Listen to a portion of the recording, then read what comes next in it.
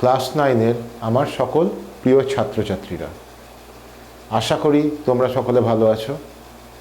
আজকে আমরা যে বিষয়টা নিয়ে আলোচনা করব সেটা হলো রক্তের গ্রুপ এবং রক্তদান। তাহলে চলো দেরি না করে শুরু করা যাক।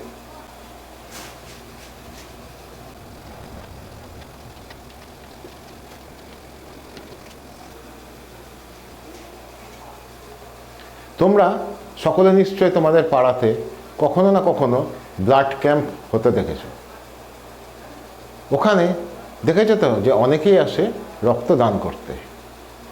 ডাক্তারবাবুরা রক্ত গ্রহণ করেন এবং গ্রহণ করে নির্দিষ্ট একটি ব্যাগের মধ্যে তারা কিন্তু ওটাকে রেখে দেন। প্রত্যেকের জন্য দেখবে আলাদা আলাদা ব্যাগেই কিন্তু উনি রক্তগুলো সংগ্রহ করেন। তোমাদের মনে প্রশ্ন তো আসতেই পারে যে আলাদা আলাদা ব্যাগে না রেখে সব রক্তটাকে যদি এক জায়গাতেই রাখা যেত। তার কারণটা কি জানো?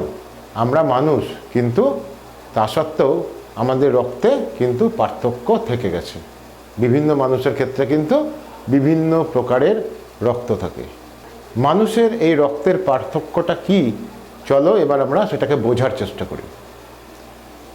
ভিয়েনার চিকিৎসক কার্ল ল্যান্ডস্টাইনার 1901 সালে লোহিত রক্তকণিকা অর্থাৎ আরবিসির কোষ পর্দার গায়ে অ্যান্টিজেন বা অ্যাগ্লুটিনোজেন এবং রক্তরসে থাকা অ্যান্টিবডি বা অ্যাগ্লুটিনিনের উপর নির্ভর করে রক্তের শ্রেণী বিভাগ করেন। কি কি না এ, বি, এবি এবং ও। রক্তের এই শ্রেণী বিভাগকে বলা হয় এ বি ও পদ্ধতি। তাহলে রক্তের এই শ্রেণী বিভাগকে কি বলা হয় না এ বি ও পদ্ধতি। উনি তাহলে রক্তের কটি গ্রুপ তৈরি করেন না 4টি। কি কি? এ, বি, এ বি এবং ও, এই 4 প্রকারের রক্তের গ্রুপ উনি নির্ণয় করেন। লোহিত রক্তকণিকার অর্থাৎ আরবিসির কোষ পর্দার গায়ে 2 প্রকারের অ্যান্টিজেন পাওয়া যায় বা অ্যাগ্লুটিনোজেন পাওয়া যায়। সেগুলো কি কি না এ এবং বি। কোনো ব্যক্তির লোহিত রক্তকণিকা বা আরবিসিতে শুধুমাত্র এ অ্যান্টিজেন বা বি অ্যান্টিজেন বা এ বি উভয় অ্যান্টিজেন অথবা কোনো অ্যান্টিজেন নাও থাকতে পারে। একই রকমভাবে রক্তরসে 2 প্রকারের অ্যান্টিবডি বা অ্যাগ্লুটিনিন বর্তমান। সেই অ্যান্টিবডি বা অ্যাগ্লুটিনিনগুলো কি কি না হলো আলফা এবং বিটা। আলফা এবং বিটা 2 প্রকারের অ্যান্টিবডি রক্তরসে উপস্থিত। একই রকমভাবে ওই সমস্ত ব্যক্তির রক্তরসে শুধু আলফা অ্যান্টিবডি বা বিটা অ্যান্টিবডি বা আলফা বিটা অ্যান্টিবডি দুটি অথবা কিছু নাও থাকতে পারে, অর্থাৎ কোনো রকম অ্যান্টিবডি নাও থাকতে পারে। রক্তে 2 রকম অ্যান্টিবডি এবং 2 রকম অ্যান্টিজেনের উপর নির্ভর করেই রক্তে 4টি শ্রেণী বিভাগ করা হয়েছে। কিভাবে করা হয়েছে না যাদের আরবিসিতে এ অ্যান্টিজেন থাকে তাদের রক্তরসে অর্থাৎ প্লাজমাতে বিটা অ্যান্টিবডি থাকে। আবার যাদের আরবিসিতে বি অ্যান্টিজেন থাকে তাদের রক্তরসে আলফা অ্যান্টিবডি থাকে। আবার যাদের আরবিসিতে অর্থাৎ লোহিত রক্তকণিকাতে এ বি 2টি অ্যান্টিজেন থাকে তাদের রক্তরসে কি থাকে বলতে পারবে তোমরা? অর্থাৎ আলফা বিটা দুটোই থাকে নাকি? না, তাদের রক্তরসে কিছুই থাকে না, অর্থাৎ কোনো প্রকার অ্যান্টিবডি থাকে না। অর্থাৎ এবি অর্থাৎ আরবিসিতে যাদের এবি নামক অ্যান্টিজেন থাকে অর্থাৎ এবি দুটোই থাকে তাদের রক্তরসে কোনো প্রকার অ্যান্টিবডি থাকে না। আবার এমন রক্তেরও গ্রুপ আছে যাদের রক্তরসে আলফা বিটা 2 প্রকারেরই অ্যান্টিবডি থাকে কিন্তু রক্তকণিকাতে অর্থাৎ আরবিসিতে কোনো প্রকারের অ্যান্টিজেন থাকে না। এবার চলো ছকের সাহায্যে আমরা রক্তের শ্রেণী বিভাগটা বুঝে নিই।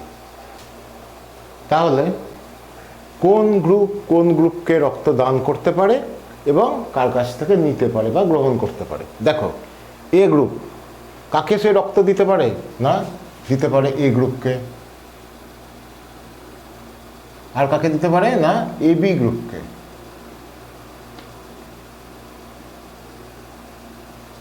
নিতে পারে কার কাছ থেকে? নিজের গ্রুপের কাছ থেকে তো অবশ্যই, অর্থাৎ এ গ্রুপকে। আর আর কার কাছ থেকে? না, আর ও গ্রুপের রক্তের কাছ থেকে। এবার হলো বি গ্রুপের রক্ত। দান করতে কাকে কাকে পারে? না বিকে তো পারেই, আর কাকে পারে? না এ বিকেও পারে। নিতে পারে কার কাছ থেকে? বি এর কাছ থেকে এবং ও এর কাছ থেকে। এ বি গ্রুপের রক্ত কাকে দিতে পারে? শুধুমাত্র এ বি গ্রুপকেই দিতে পারে। কিন্তু কার কার কাছ থেকে নিতে পারে? না সমস্ত গ্রুপের রক্তের কাছ থেকেই এ কিন্তু রক্ত নিতে পারে, অর্থাৎ এর কাছ থেকে, বি এর কাছ থেকে, এ বির কাছ থেকে এবং ও এর কাছ থেকে। অর্থাৎ দিতে পারে না, এ কিন্তু কৃপণ নাকি? দেখো তো, শুধু এ বি গ্রুপকে রক্ত দিতে পারে, কিন্তু নিতে পারে কিন্তু সবার কাছ থেকে, এ বি এবং ও। এই জন্য একে বলা হয় সার্বিক গ্রহিতা। যেহেতু সবার কাছ থেকে গ্রহণ করতে পারে, একে বলা হয় সার্বিক গ্রহিতা। এবার হলো ও গ্রুপের রক্ত কাকে দান করতে পারে? এ হচ্ছে খুবই উদার প্রকৃতির, অর্থাৎ এ সবাইকে দান করতে পারে। এই গ্রুপের রক্ত সবাইকে দেওয়া যায়। কাকে কাকে? না এ বি এবং ও। কিন্তু নিতে পারে কার কাছ থেকে? না এ শুধু ও গ্রুপের কাছ থেকেই রক্ত নিতে পারে, অন্য কারোর কাছ থেকে নয়। এই জন্য একে বলা হয় সার্বিক দাতা। ও গ্রুপের রক্তকে বলা হয় সার্বিক দাতা। এবার চলো জেনে নেই সার্বিক দাতা ও সার্বিক গ্রহিতা কাকে বলে। সার্বিক দাতা তো এখানটায় বুঝেই গেলে তোমরা, ও গ্রুপের রক্ত, তাই না? অর্থাৎ ও গ্রুপের রক্ত এ বি এবং ও সমস্ত গ্রুপকেই রক্ত দান করতে পারে। এই জন্য ও গ্রুপের রক্তকে বলা হয় সার্বিক দাতা। আবার সার্বিক গ্রহিতা কাকে বলে? না এ বি গ্রুপের রক্ত সব ধরনের রক্তের গ্রুপ, অর্থাৎ এ বি এবং ও সবার কাছ থেকে গ্রহণ করতে পারে। এই জন্য এ বি গ্রুপকে বলা হয় সার্বিক গ্রহিতা। কিন্তু বর্তমানে এই ধারণাটা কিন্তু পরিত্যক্ত হয়েছে। এখন কিন্তু ব্লাড ম্যাচিং করে তবেই কিন্তু, অর্থাৎ নির্দিষ্ট রক্ত হলে এ গ্রুপ তো এ গ্রুপ, বি গ্রুপ তো বি গ্রুপ, তবেই কিন্তু দেওয়া যায়। আজকের ক্লাস এই পর্যন্তই। আগামী দিন